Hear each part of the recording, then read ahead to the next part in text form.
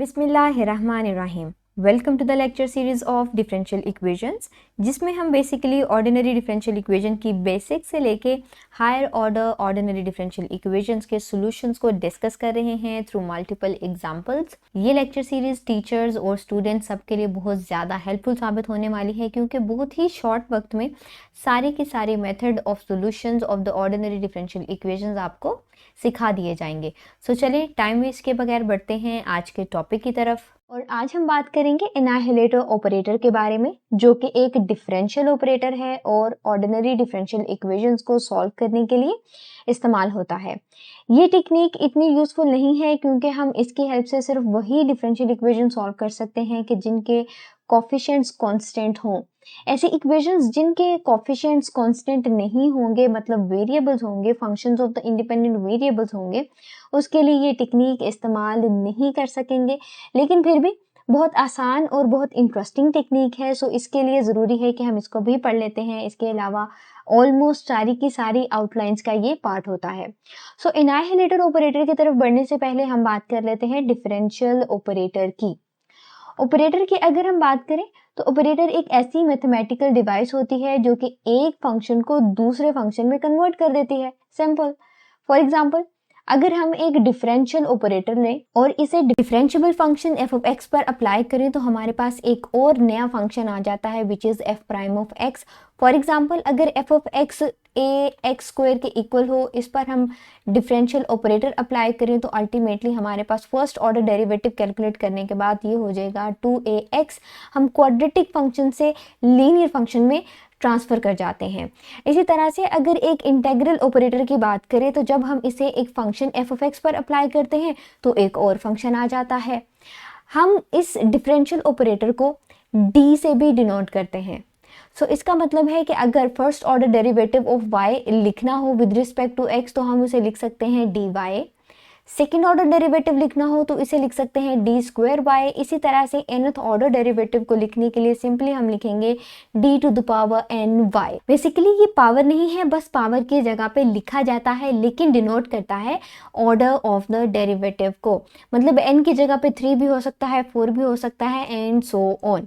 सो अगर हमारे पास एक second order linear differential equation हो, जिसमें हमारे पास यहाँ पे जिस सेकंड ऑर्डर डेरिवेटिव है, फर्स्ट ऑर्डर डेरिवेटिव है, हम इसकी जगह पे डिफरेंशियल ऑपरेटर d इस्तेमाल करना चाहते हैं, तो हम सिंपली y डबल प्राइम की जगह पे लिख देंगे d square y, because y double prime second order derivative है y का विद रिस्पेक्ट टू x।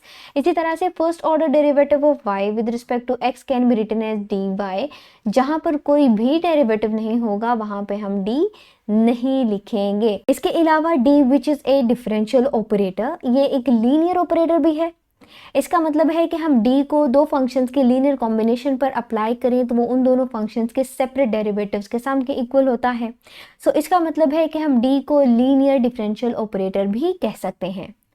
अगर हमारे पास पोलिनोमियल एक्सप्रेशंस आ जाए जिनमें d हो which is a linear differential operator, तो वो पोलिनोमियल एक्सप्रेशंस भी लीनियर डिफरेंशियल ऑपरेटर ही कहलाएंगे। और nth order linear differential operator को हम इस तरह से लिख सकते हैं, जिसमें ये सारे के सारे एज जो कि कोफिशिएंट्स हैं, ये कांस्टेंट कोफिशिएंट्स हैं। इस लीनियर ऑपरेटर को हम l का भी नाम दे सकते हैं, और हम इसे बिल्कुल उसी तरह से फैक्टराइज भी कर सकते हैं जिस तरह से हम कैरेक्टरिस्टिक पोलिनोमियल, मतलब एक ऑक्सिलरी इक्वेशन को फैक्टराइज करते हैं। Using linear differential operator d, second order linear differential equation can be written like this. y को कॉमन ले लें, ये हमारे पास जो पोलिनोमियल एक्सप्रेशन है इसमें linear differential operator d involve है। कोफिशिएंट्स कांस्टेंट हो तो हम इसे l का नाम दे सकते हैं, y एज इट इज़ लिख देंगे इक्वल्स टू 0। तो इसका मतलब है कि using the linear differential operator d, हम इस डिफरेंशियल इक्वेशन को इस फॉर्म में भी लिख सकते हैं। इसके अलावा लीनियर डिफरेंशियल ऑपरेटर d की एक इंटरेस्टिंग प्रॉपर्टी ये है कि इसके फैक्टर्स कम्यूट करते हैं। फॉर एग्जांपल, हम यहाँ पे एक लीनियर डिफरेंशियल ऑपरेटर लिख लेते हैं डी स्क्वायर माइनस 1, इसके फैक्टर्स आ जाएंगे d plus 1 and d minus 1, या फिर इसे हम इस तरह से भी लिख सकते हैं d minus 1 and d plus 1। इसका मतलब है कि इनकी प्लेसेस चेंज करने से कोई भी फ़र्क नहीं पड़ता है। तो कुछ एग्जांपल्स कर लेते हैं जिसमें हमने गिवन डिफरेंशियल इक्वेशन को रीराइट करना है using the linear differential operator which is D. फिर हमने उस ऑपरेटर को फैक्टराइज भी करना है। सो इसके लिए सबसे पहले सोल्यूशन लिख लें, गिवन इक्वेशन को रीराइट कर लें। अब सेकंड ऑर्डर डेरिवेटिव है तो यहाँ पे आ जाएगा डी स्क्वायर वाई माइनस 4। यहाँ पे कोई डेरिवेटिव नहीं है तो यहाँ पे डी भी नहीं लिखेंगे। y equals to sine x, y common ले लेंगे तो यहाँ पे बच जाएगा 9d square minus 4 equals to sine x. मज़ीद सिंप्लीफिकेशन कर लेंगे तो यहाँ पे हम लिख सकते हैं this is equals to 3d square minus 2 square and y equals to sine x. अब ये हमारे पास बेसिकली फॉर्मूला बन रहा है a square minus B square का which is equals to a plus B and a minus B. ठीक है, सो अब हम टर्म्स को यहाँ पे जस्ट लिख लेंगे। So 3d plus 2 3d minus 2 y equals to sine x। ये हमने रीराइट कर लिया है इस डिफरेंशियल ऑपरेटर को, इसे हम l का नाम भी दे सकते हैं। ठीक है, ये दोनों सेम हैं, जैसे हमने इस ब्रैकेट को, इस ऑपरेटर को फैक्टराइज किया है इस इक्वेशन में। और यही रिक्वायर्ड टास्क था जिसमें हमने इस डिफरेंशियल इक्वेशन को पहले तो लीनियर ऑपरेटर की फॉर्म में लिख लिया, फिर उस ऑपरेटर को फैक्टराइज भी कर लिया। ये सिर्फ इसलिए किया है ताकि आपको समझाया जा सके कि जिस तरह से हम ऑक्सिलरी इक्वेशन को फैक्टराइज करते हैं उस तरह से हम इस लीनियर डिफरेंशियल ऑपरेटर को भी फैक्टराइज कर सकते हैं। एग्जाम्पल 2 है, लीनियर ऑपरेटर हमारे पास आ गया है डी स्क्वायर माइनस 5। इसे हमने फैक्टराइज करना है। फैक्टराइज करने के लिए सिंपली आप इस टर्म को, लीनियर ऑपरेटर को 0 के इक्वल रख सकते हैं और फिर d की वैल्यूज़ फाइंड कर सकते हैं, जो कि यहाँ से हमारे पास आ जाएगी प्लस माइनस स्क्वायर रूट 5। फिर आप d में एक बार स्क्वायर रूट 5 ऐड कर दें और एक बार सब्ट्रैक्ट कर दें। ठीक है, सो इस तरह से ये दोनों जो है हमारे पास इसके फैक्टर्स आ जाएंगे। सो ये तरीका है जिसकी हेल्प से आप किसी भी लीनियर ऑपरेटर को फैक्टराइज कर सकते हैं। सो लीनियर डिफरेंशियल ऑपरेटर के बाद कुछ बात कर लेते हैं मेन टॉपिक के बारे में, which is the annihilator operator. Annihilator operator ऐसा ऑपरेटर होता है जब हम उसे किसी भी फंक्शन पर अप्लाई करते हैं तो उस फंक्शन को वो ज़ीरो कर देता है, वेनिश कर देता है, which is also the meaning of annihilator. Annihilator means to remove, to put equals to zero, to vanish. ठीक है, सो ऐसा लीनियर डिफरेंशियल ऑपरेटर जो किसी भी फंक्शन पर अप्लाई किया जाए और वो उसे ज़ीरो के इक्वल बना दे तो हम उस लीनियर डिफरेंशियल ऑपरेटर को एनाइलेटर ऑपरेटर कहेंगे। फॉर एग्जांपल, अगर हमारे पास function F of X equal हो कांस्टेंट के के और हम इसे वन टाइम डिफरेंशिएट कर लें, वन टाइम डिफरेंशिएट करने के लिए हम लिखते होते हैं डी ओवर डी एक्स, और अगर इसे हम इस डिफरेंशियल ऑपरेटर डी की फॉर्म में लिखें तो लिख सकते हैं डी ऑफ के। सो कांस्टेंट का डेरिवेटिव होता है इक्वल्स टू ज़ीरो। सो जब हमने कांस्टेंट को वन टाइम डिफरेंशिएट किया, आंसर ज़ीरो आ गया। ये हमारे पास ऑपरेटर है और ये ऑपरेटर इस फंक्शन को ज़ीरो बना रहा है। सो इसका मतलब है कि d is the annihilator operator for k। बिल्कुल इसी तरह से अगर x को 2 टाइम्स डिफरेंशिएट करें तो ज़ीरो हो जाएगा, फर्स्ट टाइम डिफरेंशिएट करेंगे तो 1 आंसर आएगा, सेकेंड टाइम करेंगे तो ज़ीरो हो जाएगा, वैनिश हो जाएगा। So it means that D square is the annihilator operator for x। इसी तरह से x स्क्वायर को अगर हम 3 टाइम्स डिफरेंशिएट करें तो वो वैनिश हो जाएगा, x क्यूब को 4 टाइम डिफरेंशिएट करें तो वो वैनिश हो जाएगा। इसी तरह से देखें, ये 3 था, इसमें हमने 1 ऐड किया, ये इसके एनाइलेटर का जो है वो ऑर्डर हो जाएगा। सही, सो इसका मतलब है कि अगर यहाँ पर x to the power n-1 है तो यहाँ पे सिंपली एनाइलेटर का ऑर्डर +1 होगा। -1 में आज सिंपली ये ऐड होगा तो यहाँ पे बच जाएगा n और यहाँ पे आ जाएगा xn-1 और ये ज़ीरो हो जाएगा। अब ये चीज़ यहाँ से नोटिस कर सकते हैं, यहाँ पे इसकी पावर 1 थी, ऑर्डर 2 हो गया, second power order 3, third power order 4 और इसी तरह से n-1 थी, ऐड किया तो हमारे पास ऑर्डर n आ जाएगा एनाइलेटर ऑपरेटर का। सो इस बेसिस पे हम लिख सकते हैं कि d to the power n annihilates 1 which is a constant, x, x square and so on until x to the power n-1। ठीक है, अब अगर हम एक और एग्जांपल कर लें जिसमें फंक्शन है f of x equals to x square minus 2x। अब ये हमारे पास दो टर्म्स का सब्ट्रैक्शन आ गई है, पोलिनोमियल है। अब इसको कैसे करेंगे? इसके लिए सिंपल हमने ये करना है कि जो हाईएस्ट पावर होगी पोलिनोमियल में हमने उसको ले लेना है। ठीक है, इसकी पावर 2 है, एक्स स्क्वायर को एनिहिलेट करता है डी क्यूब, ठीक है, एक्स स्क्वायर को डी क्यूब करता है। सो इसका मतलब है कि हम यहाँ पे लिख सकते हैं D cube is the annihilator operator for whole of the polynomial.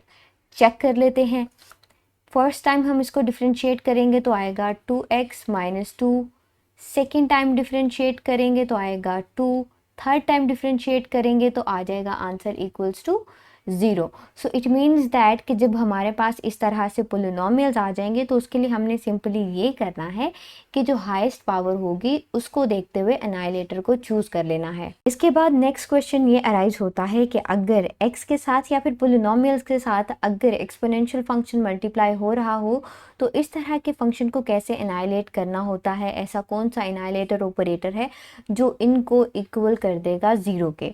सो इस तरह के फंक्शंस के लिए हमारे पास ऑपरेटर होता है d minus alpha to the power n।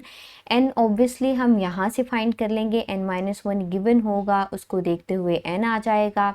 Alpha हमें मिल जाएगा e की पावर में इस वेरिएबल के कोफिशिएंट से, ठीक है, और d हमें पता है कि लीनियर ऑपरेटर होता है।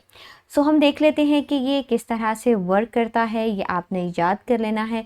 सबसे पहले एग्जांपल हम ले लेते हैं e to the power minus x. अब देखें x to the power 0 equal होता है 1 के। 1 किसी भी फंक्शन के साथ जब मल्टीप्लाई होता है तो वही फंक्शन दोबारा आता है। सो इसका मतलब है कि इस टर्म को हम इस तरह से भी लिख सकते हैं विदाउट एनी x, ठीक है। सो यहाँ पर जब x नहीं है तो इसका मतलब है 1 है, जिसे हम लिख सकते हैं x टू द पावर 0। सो यहाँ पर हमारे पास बेसिकली n माइनस 1 इक्वल आ गया है 0 के, ठीक है। n माइनस 1 किस चीज़ के इक्वल आ रहा है, 0 के। सो यहाँ से हमें n की वैल्यू चाहिए तो n आ जाएगा 1 के इक्वल। अल्फ़ा देखें तो अल्फ़ा के लिए हम इस एक्सपोनेंशियल फंक्शन को दोबारा लिख लेते हैं -1 ठीक है। x के अलावा जो भी टर्म होगी वो होगी अल्फ़ा। अल्फ़ा इक्वल्स टू -1 आ जाएगा। इस ऑपरेटर में सब्स्टिट्यूट करके देख लेते हैं d minus and -1 to the power n which is equals to 1। Minus minus plus हो जाएगा, सो +1 आ जाएगा। पावर में 1 लिखें या फिर नहीं लिखें एक ही बात होती है। इसे फंक्शन पे अप्लाई कर लेते हैं जो हमें गिवन है। तो इसके लिए simply d e to the power minus x plus e to the power minus x हमने मल्टीप्लिकेशन की। d का मतलब है d over d x of e minus x, मतलब 1 टाइम डिफ्रेंशिएट कर लेंगे e to the power minus x को। So हमारे पास आंसर आ जाएगा minus e to the power minus x, और ये टर्म एज इट इज़ आ जाएगी। दोनों को सॉल्व करें, ये माइनस में है प्लस में है, आंसर आ जाएगा 0 के इक्वल। सो इसका मतलब है कि ये एनाइलेटर जो हमने फाइंड किया था इस फॉर्मूला को इस्तेमाल करते हुए वो बिल्कुल ठीक है, ठीक है। सो अब हम सिर्फ ये करेंगे कि एनाइलेटर ऑपरेटर्स को फाइंड करेंगे, सबके लिए चेक नहीं करेंगे, टाइम लग जाता है। सो सेकेंड एग्जाम्पल ले लेते हैं which is x e to the power 6x। अब यहाँ से देखें n माइनस 1 इक्वल आ जाएगा 1 के। सो n आ जाएगा 2 के इक्वल, अल्फ़ा यहाँ से आ जाएगा 6 के इक्वल। सो इसका मतलब है ऑपरेटर हो जाएगा d minus alpha two the power n, और यही एनाइलेटर ऑपरेटर है इस फंक्शन का, ठीक है। आप इसको इस तरह से चेक कर सकते हैं। एग्जाम्पल 3 ले लेते हैं which is x square e to the power x. n minus 1 यहाँ से आ गया है इक्वल्स टू 2, n आ जाएगा 3 के इक्वल, अल्फ़ा आ जाएगा 1 के इक्वल बिकॉज़ यहाँ पे 1 है इसका कोफिशिएंट x का। सो इसके अकॉर्डिंग ऑपरेटर आ जाएगा d minus alpha two the power n, ठीक हो गया। एग्ज़ाम्पल 4 ले लेते हैं जिसमें अब हम दो टर्म्स को इंक्लूड कर लेंगे ताकि आपको अच्छी समझ आ सके। So 2x e to the power x minus x square e to the power x, जिसको हम मज़ीद सिंप्लीफाई कर सकते हैं इस टर्म को कॉमन लेके। सो बच जाएगा 2x minus x square. Annihilator operator लिखना है, x वाली टर्म से हमने n फाइनलाइज करना है। हाईएस्ट पावर को नोट कर लेंगे जो पोलिनोमियल में है which is 2। So n minus 1 equal है 2 के, n आ जाएगा 3 के इक्वल, अल्फ़ा आ जाएगा 1 के इक्वल, और यहाँ पे आ जाएगा d minus alpha two the power n। और ये एनाहिलेटर ऑपरेटर है जो इस पूरी के पूरी आप कह लें एक्सप्रेशन को एनाइलेट करेगा। इसमें आपने गलती नहीं करनी है, अगर सिंप्लीफिकेशन हो सके तो सिंप्लीफाई कर लें और फिर इस तरह के पोलिनोमियल में से बिल्कुल वही सेम तरीका जैसे हम पहले करते हैं कि हाईएस्ट पावर को नोट करते हुए एन डिसाइड करते हैं, बिल्कुल इसी तरह से यहाँ पर भी आपने हाईएस्ट पावर को देखते हुए एन को डिसाइड करना है और फिर अल्टीमेटली एनाइलेटर ऑपरेटर लिख लेना है using this formula. Next example कर लेते हैं, which is e to the power minus x plus 2x e to the power minus x minus x square e to the power x। अब देखें exponential functions हैं तीनों terms में, ये वाला एक्सपोनेंशियल फंक्शन और ये दोनों बिल्कुल सेम हैं, मतलब हम इन दोनों को इस्तेमाल कर लेंगे, कॉमन ले लेंगे और इसी तरह से सॉल्व कर लेंगे, लेकिन ये डिफरेंट है, सो हम इसे कॉमन लेते हुए साथ नहीं लेंगे, ठीक है। सो यहाँ से जी आ जाएगा हमारे पास e to the power minus x, common ले लें, इधर से बच जाएगा 1 और इस टर्म में से बच जाएगा 2x और ये टर्म एज इट इज़ आ जाएगी x square e to the power x। अब हम ऑलरेडी इसका एनाइलेटर ऑपरेटर फाइंड कर चुके हैं which is d minus 1 cube. इस टर्म का सेपरेट फाइंड करेंगे, इसके लिए यहाँ से n माइनस 1 आ जाएगा 1 के इक्वल और अल्टीमेटली n आ जाएगा इक्वल्स टू 2 अल्फ़ा है इक्वल्स टू माइनस 1, सो यहाँ पे आ जाएगा d plus 1 to the power 2 squared, ठीक है। दो एनाइलेटर्स आ गए क्योंकि दो टर्म्स थी हमारे पास। अब इन दोनों एनाइलेटर्स को हमने ऐड या सब्ट्रैक्ट नहीं करना है बल्कि दोनों को मल्टीप्लाई करना है। जब भी हमारे पास दो या दो से ज़्यादा एनाइलेटर्स आ जाते हैं तो उनको ऐड या सब्ट्रैक्ट नहीं करना होता है, इस साइन की परवाह नहीं करनी होती है, सिंपल ये करना होता है कि दोनों को मल्टीप्लाई करना होता है। मतलब हम यहाँ पे इसको इस तरह से लिख देंगे d माइनस 1 क्यूब, और अब जब हम इसको इस पूरी की पूरी एक्सप्रेशन पर अप्लाई करेंगे तो आंसर 0 के इक्वल आ जाएगा। इसे आप चेक कीजिएगा जिस तरह से हमने सबसे पहली एग्जांपल में किया था।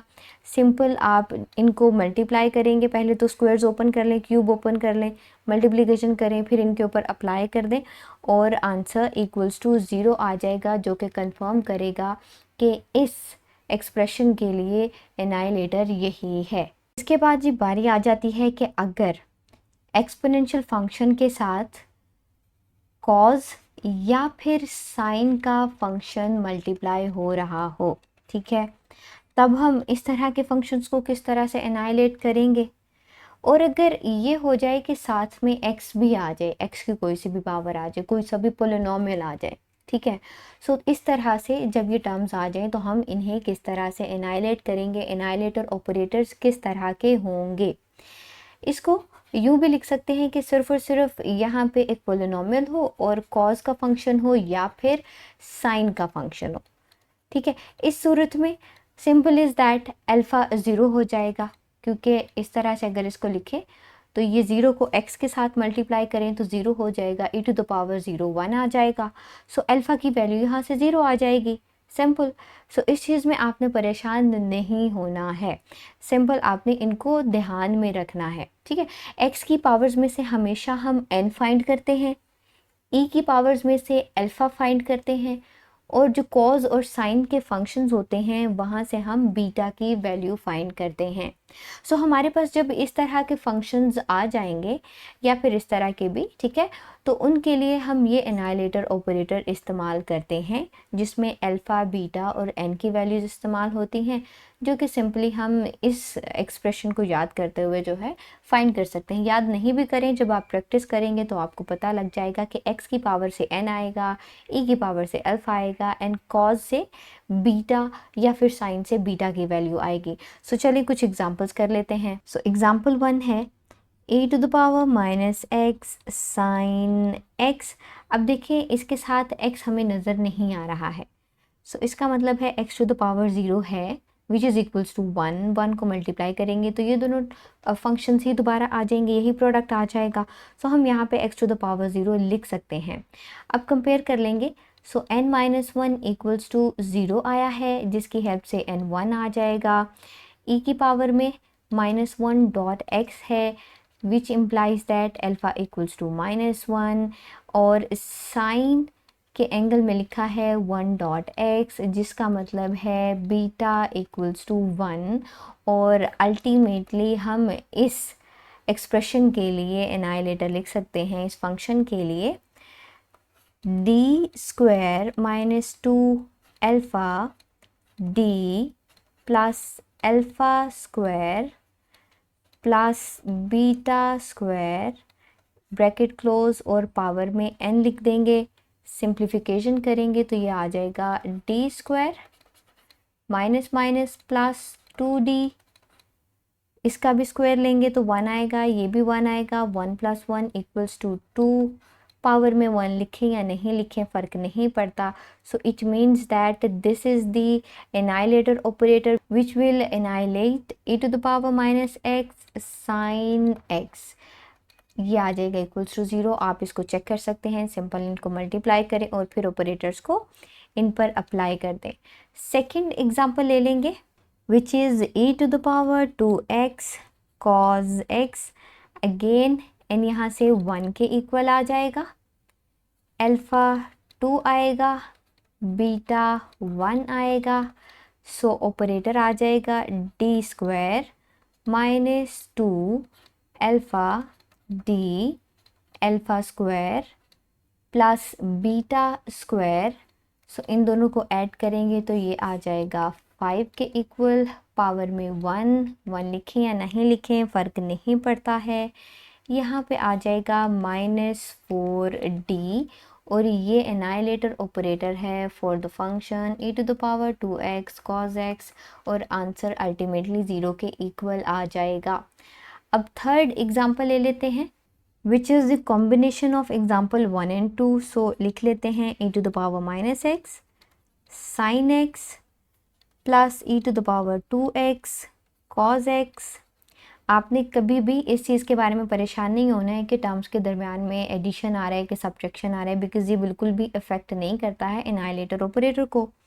इसके बाद ये जो यहाँ पे अगर फॉर एग्जांपल 2 लिखा हो तो ये भी इफ़ेक्ट नहीं करता है एनाइलेटर ऑपरेटर को, ठीक है। सो इसके लिए हम एग्जांपल 1 से आंसर लिख लेंगे विच इज़ d² + 2d + 2, और सेकंड के लिए एग्जांपल 2 से एनाइलेटर लिख लेंगे विच इज़ d² -4d + 5। जब इन दोनों एनाइलेटर को हमने फाइंड कर लिया तो ऐड नहीं करना है, ठीक है। फिर से बता रही हूँ, प्रीवियस एग्जांपल में भी बताया था कि हम इनको मल्टीप्लाई करते हैं। जब किसी भी एक्सप्रेशन से sum of two functions, linear combination of the function से हमारे पास 2 या 2 से ज़्यादा एनाइलेटर ऑपरेटर्स आ जाते हैं तो उनको हम आपस में मल्टीप्लाई करते हैं और उन्हें अप्लाई कर देंगे सिंपली उस पूरी की पूरी इक्वेशन पर, फंक्शन पर, ठीक है, उस फंक्शन पर। सो e⁻2x cos x, और अल्टीमेटली आंसर आ जाएगा equals to 0। Simple is that कि आप इनको मल्टीप्लाई करें, मल्टीप्लाई करने के बाद अप्लाई करें, डेरिवेटिव्स को एग्जीक्यूट करें तो आंसर 0 के इक्वल आ जाएगा। अब एक और हमारे पास ऑप्शन मौजूद है कि अगर सिर्फ़ और सिर्फ कॉज का फंक्शन हो या फिर साइन का फंक्शन हो तो उस सूरत में हम एनाइलेटर ऑपरेटर फाइंड कर सकते हैं इस फंक्शन को इस्तेमाल करते हुए विच इज़ d² + b²। ये बेसिकली इसी में एक चेंजिंग है, ठीक है। जब n भी 0 के इक्वल होगा, n-1 सॉरी 0 के इक्वल होगा from the power of x, ठीक है। सो n अल्टीमेटली 1 के इक्वल आ जाएगा तो यहाँ पे 1 आएगा। हम यहाँ पे चेंजिंग कर लेते हैं।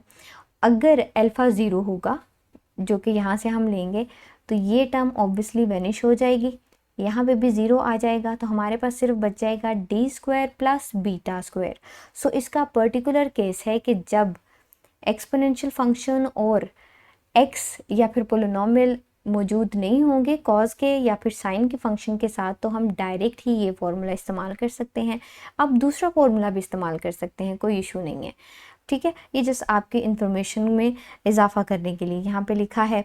जैसा कि अगर हमारे पास फंक्शन हो साइन ऑफ 2x तो यहाँ से बीटा है 2 के इक्वल, सो एनाइलेटर ऑपरेटर आ जाएगा d² + 4 और ये इस फंक्शन को इनाइलेट कर देगा। सो इसे हम चेक भी कर लेते हैं। So D square sine of 2x plus 4 sine of 2x, 2 बार इसको डिफ्रेंशिएट करना है, एक बार किया तो आ जाएगा 2 cos 2x plus 4 sine 2x as it is आ जाएगा। फिर से डिफ्रेंशिएट करेंगे तो आएगा 4 sine 2x plus 4 sine 2x, तो ये देखिए कैंसल आउट हो जाएंगे, आंसर 0 के इक्वल आ जाएगा। सो हमारा एनाइलेटर ऑपरेटर बिल्कुल करेक्ट है। ठीक है, सो ये बहुत आसान तरीका है जिसकी हेल्प से हम एनाइलेटर ऑपरेटर्स को फाइंड कर सकते हैं। हमने शुरू से जो है इसको स्टडी किया। सबसे पहले हमने डी को इंट्रोड्यूस करवाया by studying the differential operator. फिर हमने इस बारे में भी बात की कि differential operator, linear differential operator कब होता है। सो उसके बाद हमने बेसिकली कुछ एग्जाम्पल को भी किया और उस डिफरेंशियल इक्वेशन को in the form of the linear differential operator लिखा, एग्जाम्पल्स की, फैक्टराइजेशन को देखा, एनाइलेटर ऑपरेटर को स्टडी किया फॉर पोलिनोमियल्स, एक्सपोनेंशियल फंक्शंस जब उनकी प्रोडक्ट आ रही हो। उसके बाद ट्रिग्नोमेट्रिक फंक्शन के लिए भी हमने देखा। सो ये था जी आज का लेक्चर जिसमें हमने बहुत डिटेल में एनाइलेटर ऑपरेटर को डिस्कस किया है। अपकमिंग वीडियोस में हम non homogeneous linear differential equations को सॉल्व करेंगे जब हमारे पास इक्वेशन में कोफिशिएंट्स कांस्टेंट होंगे। बहुत सारी एग्जांपल्स को सॉल्व करेंगे।